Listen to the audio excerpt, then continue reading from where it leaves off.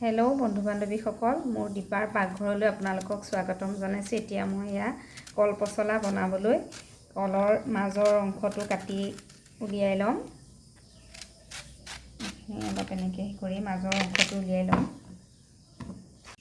এতিয়া মোৰ কলখিনি মাজৰ অংশটো উলিয়াই লোৱা হ'ল। এইখিনি থৈ দিয়াৰ কাৰণে অকণমান অহিয়া হৈ গৈছে, একো নাই, ঠিক হৈ যাব। তাৰপিছত মই এনেকৈ কাটি ল'ম। মাৰ ঘৰৰ পৰা দি পঠাইছিল দেই কল পচলা। ইয়াতনো কোনে কাটি দিব আৰু মোক। এইখিনি এনেকৈ কাটি ল'ম। প্ৰথমতে এই অহিয়া অংশটো আপোনাৰ এনেকৈ হেৰি কৰি দিম, আৰু নহ'লে আকৌ খাবলৈ বেয়া হ'ব যে।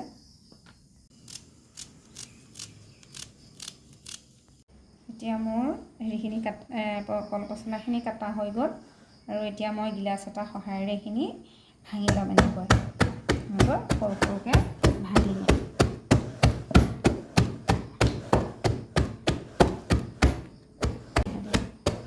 এতিয়া এইখিনি মিহি কৰা হৈ গ'ল। মই এতিয়া দুইখন হাতেৰে চেপি ইয়াৰ পানীখিনি উলিয়াই দিম। পানীখিনি উলিয়াই বেলেগ এটা পাত্ৰত থৈ ল'ম। এনেকৈ দুইখন হাতে জোৰেৰে চেপি এনেকৈ থৈ যাম ইয়াত। এতিয়া মোৰ এই কল পচলাখিনি চেপি পেলাই বেলেগ এটা বাচনত থৈ লৈছোঁ। আকৌ আপোনাৰ পিঁয়াজ এটা ডাঙৰ চাইজৰ লৈছোঁ, এটা আলু লৈছোঁ ডাঙৰ চাইজৰ, এখিলা তেজপাত লৈছোঁ, 3টা কেঁচা জলকীয়া লৈছোঁ, আৰু নহৰু 7 ফুটা লৈছোঁ, এডোখৰ আপোনাৰ আদা লৈছোঁ। এতিয়া মই তেলটো গৰম হৈ গ'ল। তেলত অকণমান হালধি দি লৈছোঁ। তাত কাটি ৰখা আলুকেইপিচ ফ্ৰাই কৰি ল'ম।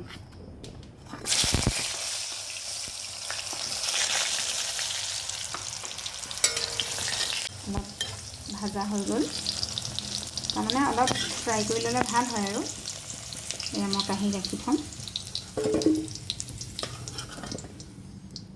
নিদিওঁ, এইখিনি তেলতে জিৰা আধা চামুচ দি দিছোঁ, আকৌ তেজপাত এটা দিছোঁ।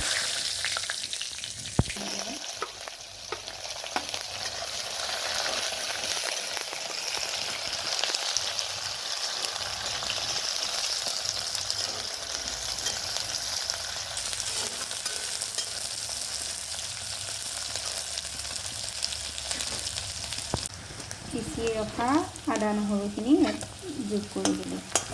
আদা নহৰু কেঁচা গোন্ধটো যোৱালৈকে অকণমান ভাজিম।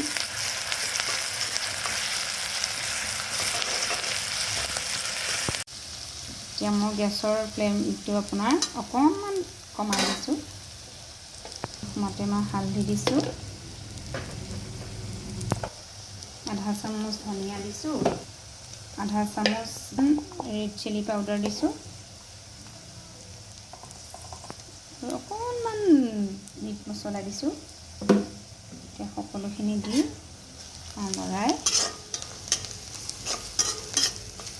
ৰেডি কৰি থোৱা কল পচলাখিনি মই ইয়াত যোগ কৰি দিছোঁ।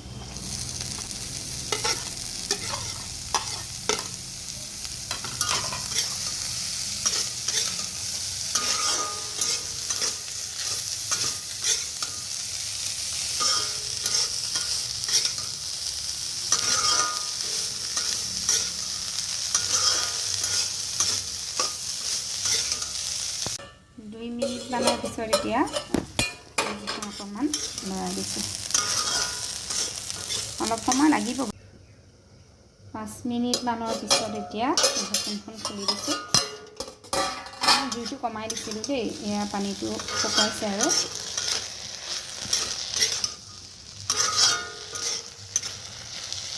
এয়া আলুটো সিজিছে, আৰু অলপ লাগিব, আৰু একাপ পানী যোগ কৰি দিম ইয়াত।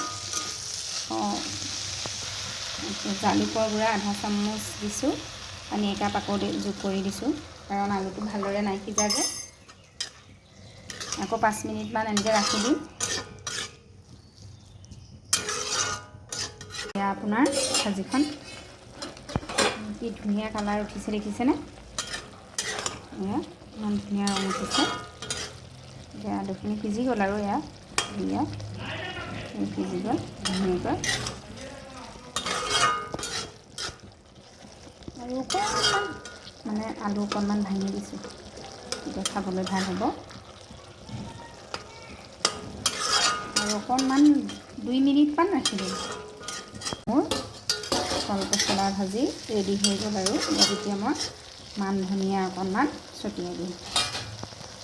গোন্ধটো যে ইমান ধুনীয়া হৈছে নহয়, খাবলৈ যে কি সোৱাদ লাগিব। এয়া মোৰ কলপচলা ভাজি ৰেডি হৈ গ'ল। ৰংটো দেখিছেনে, ইমান ধুনীয়া লাগিছে, খাবলৈ যে ইমান সোৱাদ লাগিব। আপোনালোকেও এনেকৈ বনাই কৰি খাই চাবচোন। সকলোৱে বনাব জানেই বাৰু, তথাপিও এনেকৈ অকণ বনাই খাই চাব। আৰু ভাল পালে লাইক কমেণ্ট